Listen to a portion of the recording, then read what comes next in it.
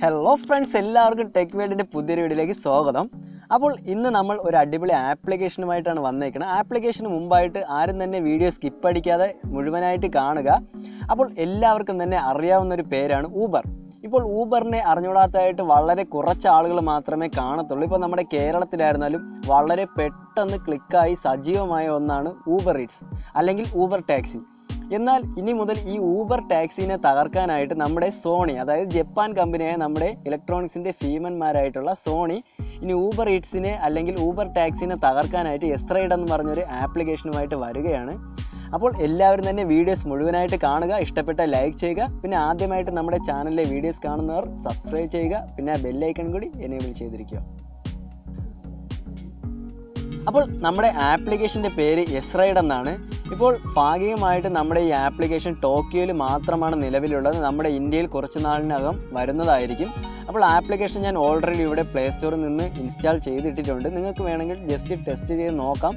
നമ്മുടെ ഇന്ത്യയിൽ എന്തായാലും ആപ്ലിക്കേഷൻ അവൈലബിൾ ആണ്. എന്നാൽ നമുക്കിതിൻ്റെ സേവനങ്ങളൊന്നും ലഭിക്കുന്നതല്ല. അപ്പോൾ ജസ്റ്റ് ഇതിൻ്റെ റിവ്യൂ ആയിട്ടാണ് ഞാനൊന്ന് ഇന്ന് ഇവിടെ വന്നേക്കുന്നത്. അപ്പോൾ ആപ്ലിക്കേഷൻ നമുക്കൊന്ന് ഓപ്പൺ ആക്കി നോക്കാം.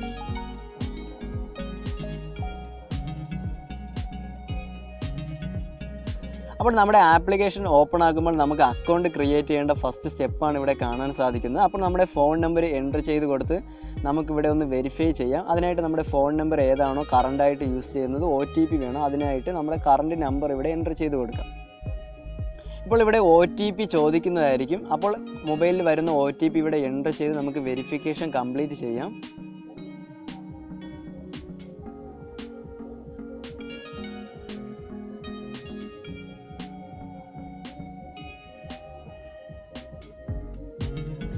അപ്പോൾ നമ്മുടെ OTP വെരിഫിക്കേഷൻ എല്ലാം കഴിഞ്ഞ് കംപ്ലീറ്റ് ആയിട്ട് അടുത്ത ഇങ്ങനെ ഒരു വിൻഡോയിലായിരിക്കും വന്ന് നിൽക്കുക. അവിടെ നമ്മുടെ ആക്സസ്, അതായത് കോൺടാക്റ്റിൻ്റെ ആക്സസ് ഒക്കെ എനേബിൾ ചെയ്തിട്ട് അതൊന്ന് അലോ ചെയ്ത് കൊടുക്കാം.